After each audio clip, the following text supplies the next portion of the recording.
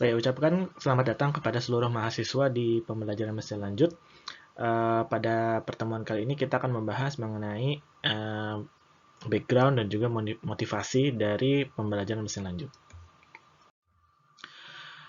Materi pada kali ini akan dibagi menjadi 3 buah topik, yaitu pembahasan apa itu machine learning, lalu kita juga akan membahas mengenai modern approach dari AI atau artificial intelligence yang bernama deep learning, lalu kita juga akan membahas sejarah singkat dari deep learning. Sebagai catatan dan juga acknowledgement, hampir seluruh material, terutama gambar dan juga referensi, didapatkan dari 3 buah buku yang tertera di sini. Baik, mari kita mulai membahas topik pertama, yaitu apa machine learning. Nah, apa sih yang dimaksud dengan learning problem itu sendiri? Jadi, sesuatu itu bisa dikatakan memiliki kemampuan untuk belajar atau learning apabila sesuatu tersebut memiliki kemampuan untuk meningkatkan performa dalam melakukan tugas tertentu setelah memiliki experience atau melakukan sesuatu. Ya, jadi problem learning itu bisa dibagi menjadi 3, yaitu 3 komponen yang penting ya. Yang pertama itu task atau tugas tertentunya, yang di sini disingkat sebagai T.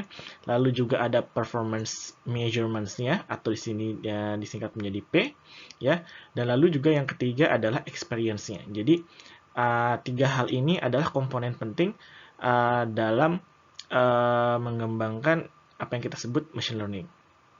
Nah, lalu di komputer itu sendiri, mengapa kita bisa membuat sebuah komputer ataupun program yang memiliki sifat belajar ini? Karena sifat belajar ini kan ada sesuatu yang kompleks ya. Nah, hal ini bisa dilakukan karena terjadi progres yang cukup cepat ya pada teori dan algoritma. Ya, lalu juga kita memiliki kumpulan data yang cukup banyak, terutama di internet. Ya, lalu juga sekarang memiliki computational power yang memadai, terutama dari GPU. Dan lalu juga didorong dengan industri-industri yang saat ini memakai atau model bisnisnya memakai machine learning. Baik, mari kita mulai dengan membahas komponen pertama, yaitu tugas atau task. Ya, jadi di machine learning kita harus memiliki tugas spesifik ya untuk komputer dan ataupun program yang harus bisa dijalankan oleh komputer atau program tersebut. Ya, secara luas tugas-tugas di machine learning itu bisa dikategorikan sebagai tugas klasifikasi, regression, ataupun machine translation, ataupun hal yang lainnya. Tapi pada saat yang sama, tugas ini juga bisa bersifat lebih general. Contoh, misalkan kita ingin membuat program atau komputer yang tugasnya bermain catur. Nah, itu juga bisa kita deskripsikan seperti tersebut. Komponen selanjutnya adalah performance measurements atau disingkat P. Jadi, untuk semua tugas kita harus memiliki performance measurements untuk melihat performa dari komputer ataupun program yang sedang kita kembangkan. Nah, yang perlu diingat adalah performance measurements yang biasa digunakan itu sangat bergantung dari domain dari permasalahan yang ingin kita selesaikan. Contohnya, misalkan kita memiliki sebuah topik riset di segmentation of medical imaging, maka performance measurement yang paling umum digunakan adalah dissimilarity coefficient atau biasa disebut atau disingkat DSC. Tapi kalau misalkan di bidang lainnya itu bisa jadi beda. Misalkan bisa saja menggunakan precision recall ataupun specificity ataupun akurasi dan error rate. Jadi itu tergantung dari domain yang sedang kita kembangkan. Nah, yang perlu diingat adalah kita ingin mengetahui ya seberapa bagus atau seberapa tinggi performa dari algoritma machine learning atau machine learning model yang kita kembangkan itu di unseen data. Ya, unseen data itu maksudnya data-data yang belum pernah terlihat pada saat training atau pada saat pelatihan. Ya, jadi kita itu tidak tertarik untuk melihat seberapa tinggi performa model yang kita miliki di training data, tapi unseen data atau test data. Komponen selanjutnya adalah experience. Di sini experience itu bisa dikatakan sebagai bagaimana program ataupun komputer tersebut melihat data-data yang kita miliki. Ya, jadi karena di machine learning itu biasanya modelnya berbentuk data driven model, maka sebuah algoritma akan diberikan data yang disebut training data dan kemudian melakukan training tergantung dari experience yang kita ingin lakukan, ya. Jadi experience ini bisa dibagi menjadi dua, yaitu unsupervised dan juga supervised, ya, secara general, di mana unsupervised learning algorithm itu datasetnya hanya memiliki feature saja, ya, tapi tidak memiliki label. Kalau di supervised learning algorithm, maka dataset memiliki features, ya, tapi juga memiliki label atau target. Nah, nanti di unsupervised learning algorithm, ya, biasanya yang kita ingin belajar, yang ingin kita pelajari adalah distribusi dari data-data yang kita lihat, ya. Jadi dengan mengetahui distribusi tersebut kita bisa mengetahui letak dari data-data lain, terutama data yang tidak terlihat. Namun kalau misalkan di supervised learning algorithm, ya, biasanya tugas-tugas yang dipelajari itu lebih spesifik. Contohnya seperti classification ataupun regression. Ya, perlu catatan yang lain adalah ada lagi strategi-strategi lain dalam experience ini, ya, seperti semi-supervised learning, self-supervised learning, ataupun reinforcement learning, ya. Namun di kuliah pada kali ini kita hanya akan membahas secara lebih rinci di supervised learning dan beberapa model yang sifatnya unsupervised learning. Baik, mari kita mulai dengan membahas supervised learning algorithm. Jadi di supervised learning, biasanya training data yang kita miliki itu bersifat paired atau berpasangan, ya. Jadi pasangannya adalah yang pertama itu disebut sebagai features atau predictors, dan juga yang kedua pasangannya adalah label, ya. Jadi pasangan antara features dan juga label. Nah, contoh yang paling gampang dari supervised learning algorithm ini adalah classification, ya. Contohnya di sini, gambar di sini, ya. Misalkan kita memiliki training data yang bentuknya adalah email, ya. Jadi isi email itu sendiri, lalu labelnya adalah apakah email tersebut bersifat spam atau tidak, ya. Jadi di sini kita ingin melakukan apa yang disebut dengan spam classification. Nah, jadi apa features dari training data ini? Features dari training data ini adalah isi dari email tersebut, ya, atau juga mungkin dari pengirimnya juga bisa, atau judulnya, ya. Tapi apa itu labelnya? Labelnya itu adalah apakah email tersebut termasuk dikategorikan sebagai spam atau tidak. Nah, nanti setelah kita melakukan training menggunakan sebuah model supervised learning algorithm, ya, maka model tersebut akan mencoba melakukan klasifikasi terhadap instance yang baru, ya. Jadi email yang baru. Nah, contoh lain dari supervised learning itu adalah regression, ya. Di mana regression itu kita ingin memprediksi target yang bersifatnya itu numeric value. Jadi sebelumnya diklasifikasi labelnya itu bersifat kategorikal, ya. Jadi spam atau tidak. Nah, kalau di sini targetnya itu bersifat numeric value, ya. Jadi misalkan contohnya kita ingin melakukan atau memberikan penilaian terhadap sebuah mobil bekas, gitu, ya. Jadi kita memiliki sebuah features, misalkan di sini adalah sudah berapa kilometer dari mobil itu, sudah berapa kilometer mobil tersebut digunakan, lalu juga ada brandnya, ya, ada terus atau mungkin modelnya. Nah, lalu yang ingin kita prediksi adalah value dari atau harga dari mobil bekas tersebut. Ya, jadi di sini dicontohkan, misalkan di sini X ini menggambarkan feature pertama, misalkan mileage-nya, mileage itu kilometer mobil tersebut. Nah, lalu hubungan antara feature tersebut dengan value itu bagaimana ya. Jadi misalkan di sini ada training datanya. Nah, nanti kalau misalnya ada new instance, kira-kira di manakah letak harga dari new instance tersebut. Baik, kemudian mari kita bahas mengenai unsupervised learning algorithm. Jadi seperti yang sudah dibahas sebelumnya, di unsupervised learning algorithm, training data yang kita miliki itu unlabeled, ya, atau tidak ada asosiasi antara features dan label. Jadi biasanya hanya feature saja, jadi tidak berpasangan. Nah, biasanya di unsupervised learning algorithm yang kita ingin ketahui ya mengenai data unlabeled itu adalah distribusi dari data itu sendiri. Ya, jadi misalkan kita memiliki sebuah data seperti ini, ya, training data seperti ini ya, maka kita lakukan salah satu contoh adalah clustering ya. Clustering itu adalah salah satu contoh dari unsupervised learning algorithm. Maka bisa jadi hasilnya cluster tersebut akan memberikan beberapa kelompok atau cluster ya. Jadi nanti di sini misalkan kita tetapkan kita ingin mengetahui 4 kelompok dari training data ini.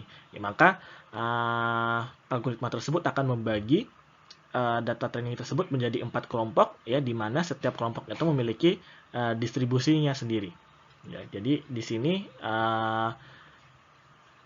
yang kita ingin ketahui adalah distribusi dari data yang kita miliki. Nah, ini adalah salah satu contoh visualisasi lagi dari unsupervised learning algorithm ya. Di sini diiterasi lagi, yang kita ingin ketahui dari unsupervised learning algorithm adalah distribusinya ya. Jadi misalkan kita memiliki sebuah training data dengan banyaknya fitur adalah 2 ya. Jadi bisa kita lakukan pencarian distribusinya, misalkan di sini menggunakan multivariate normal distribution ya. Jadi di sini adalah feature set pertama, di sini ada fitur kedua. Lalu bisa kita lihat bahwa data yang kita miliki itu membentuk sebuah multivariate normal distribution.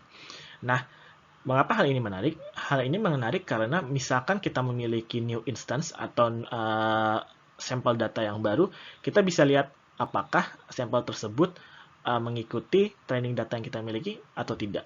Ya, jadi hal ini bisa dengan melakukan hal ini ya, menggunakan unsupervised algorithm ini, kita bisa mengecek apakah sampel data baru itu sifatnya anomali atau tidak.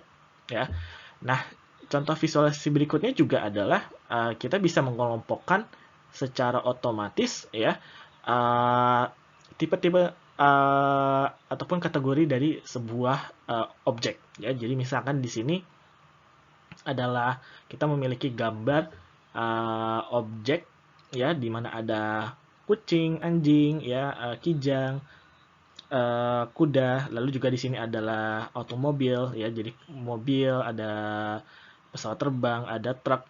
Nah, bisa kita lihat bahwa secara otomatis menggunakan unsupervised learning algorithm, kita bisa mengelompokkan data-data tersebut sesuai dengan karakteristiknya masing-masing ya. Jadi misalkan di sini kita bisa lihat cluster yang di sebelah kanan itu sifatnya adalah sebenarnya mempunyai kategori bisa kita bilang makhluk hidup ya. Ada frog, bird, cat, deer. Sedangkan yang sebelah kiri ini ya memiliki kategori kendaraan ya, jadi truk, automobil, airplane ya. Jadi di sini bisa kita lihat contoh penggunaan dari unsupervised learning algorithm. Nah, lalu pertanyaannya adalah mengapa sih machine learning ya? Jawaban paling gampang adalah sebenarnya otomasi ya. Jadi contohnya tadi misalkan kita ingin melakukan klasifikasi terhadap email, apakah email tersebut spam atau tidak. Ya, kalau misalkan dilakukan satu-satu kan sulit. Nah, kalau misalkan sudah otomatis ya maka secara otomatis program akan memilah mana email yang spam, mana yang tidak. Nah, namun pada saat yang sama machine learning juga dapat menolong manusia untuk belajar ya. Karena kadang-kadang model dari atau algoritma machine learning itu bisa apa ya? Bisa memperlihatkan korelasi yang atau tren ya, yang dimana awalnya itu kita tidak terlihat ya, tidak tahu ya. Contohnya di sini adalah data mining ya. Jadi data mining itu sebenarnya mengaplikasikan machine learning, teknik-teknik machine learning ya untuk menggali informasi dari data yang jumlahnya sangat banyak. Ya, jadi sebenarnya machine learning itu digunakan untuk mencari pattern-pattern yang ada yang kalau misalkan dilihat secara langsung itu tidak terlihat ya.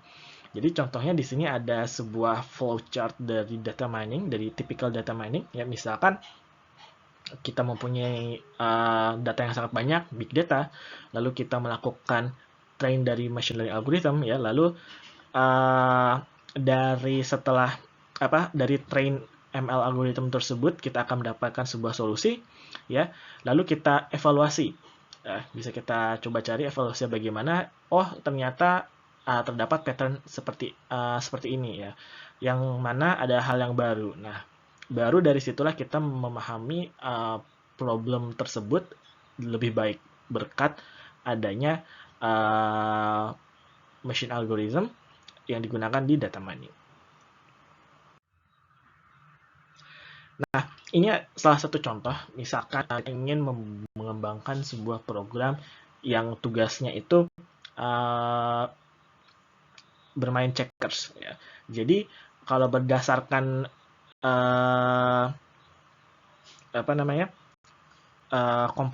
tiga komponen penting dari machine learning tadi, maka bisa kita katakan tugas yang kita